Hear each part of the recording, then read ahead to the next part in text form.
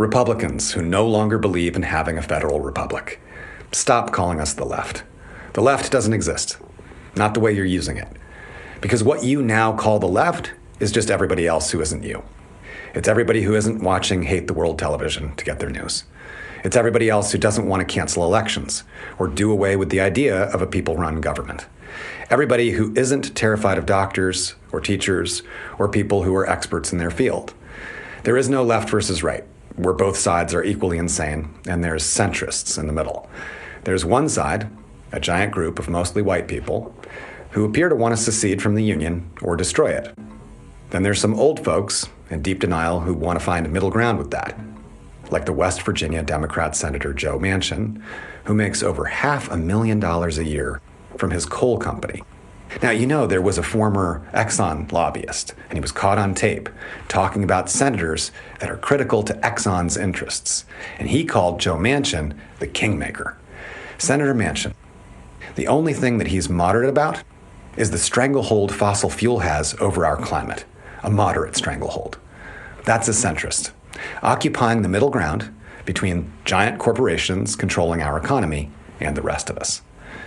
Regardless of their diversity statements, those big companies' political contributions make very clear how scientific they are about making easy prey of majorities of white people to fight any form of regulation or taxes on them, getting you to unwittingly vote against your own interests again and again because of, ironically, identity politics. All they have to do is get someone to say your implanted trigger words. Socialism. Communism. Anyway, then there's the rest of us. People who got vaccinated in kindergarten and thought that was normal, like wearing underwear and using soap, cooperating with flight attendants when flying through the air in air taxis. You know, modern life. Are you familiar with all this incredible technology? It's like you were just unfrozen, because it's hard to find an explanation for how it's mainly your one monochromatic group that thinks immunization records and little paper masks during a global health crisis is fascism. So the rest of us are going, oh my God, the rules for kindergarten are oppression? Because they're not, and even 5-year-olds know that. But we are wondering, where is your adult supervision? This ongoing temper tantrum, it's not a mystery. You're worried you're never going to be in charge again or the center of attention. But it's okay. When we say save the whales, that does not mean kill the dolphins. And talk about cancel culture. God forbid the rest of us talk about slavery, which begat segregation, which begat the war on drugs, which begat a total meltdown when we suggest funding other social workers besides police officers. You know that would really lighten the load for cops too, right? But we kind of saw what you think of blue uniforms on January 6th. Are you really under the impression that Black Lives Matter is a movement started by Democrats? Which Democrat? Crime Bill Joe Biden or politically savvy prosecutor Kamala Harris? See, this is why some of us think you were really frozen for a few centuries and just got thawed. Black Lives Matter isn't a single organization. It's America's ongoing struggle for basic human rights. Think about it. 400 years of racial terrorism has all kinds of terrible consequences.